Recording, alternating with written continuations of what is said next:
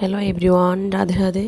তো দেখো সকালবেলা একদম চলে আসছি ফুল পেড়ে পুজোর গাছ করার জন্য।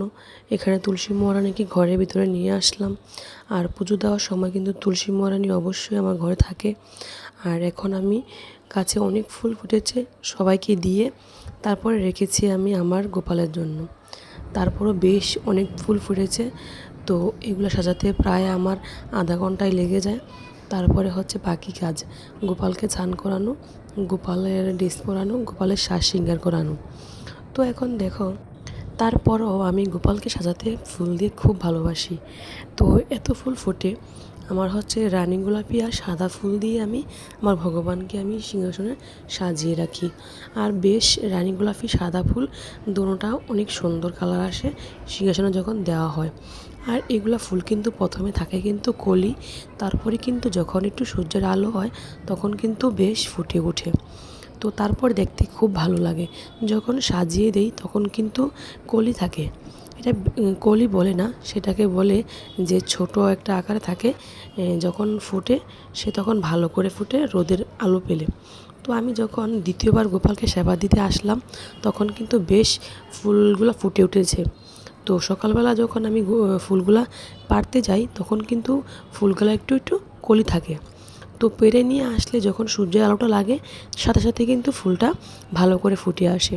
তো দেখো এখানে কিন্তু এখন আমি গোপালকে, জগন্নাথকে, সবাইকে কিন্তু এক এক করে ফুল দিয়ে সাজিয়ে নিয়েছি।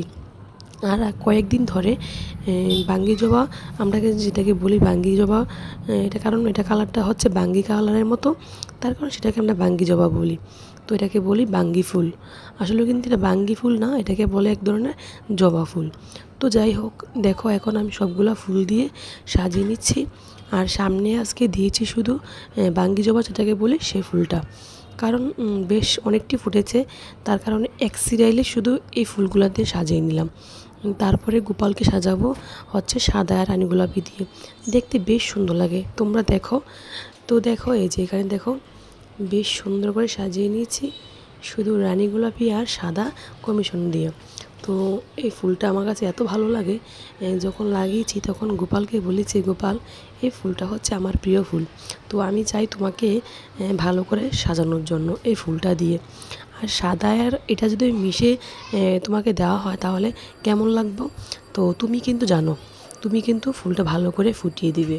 তো আমি গোপালকে যেমন বলে দিয়েছি ঠিক তেমনি কিন্তু আমার গোপাল কিন্তু এই ফুল গাছটা বাঁচিয়ে দিয়েছিল।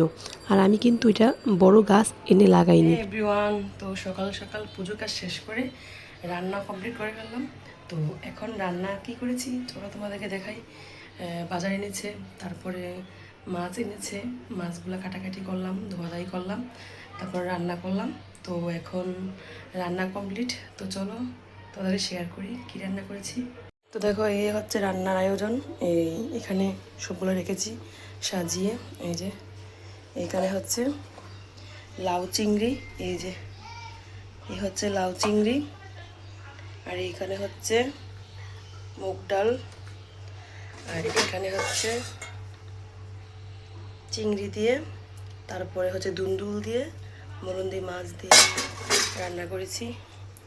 আর এটা হচ্ছে দুধ, এটা জাল দিব, এটা আলাদা রেখেছি। এটা ফ্রিজ থেকে নামিয়ে রেখেছি, এই যে এখানে থাকুক, এটা গলে গেছে, বসাবো চুলাতে, ঢেকে রাখলাম।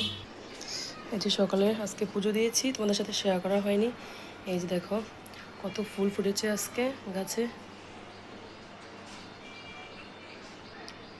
একদম ফুলে লাল হয়ে রয়েছে, সেটা খুব সুন্দর লাগছে। এই যে পর্দা দিয়ে রেখেছি, এই যে এখন পর্দাটা লাগিয়ে দেব।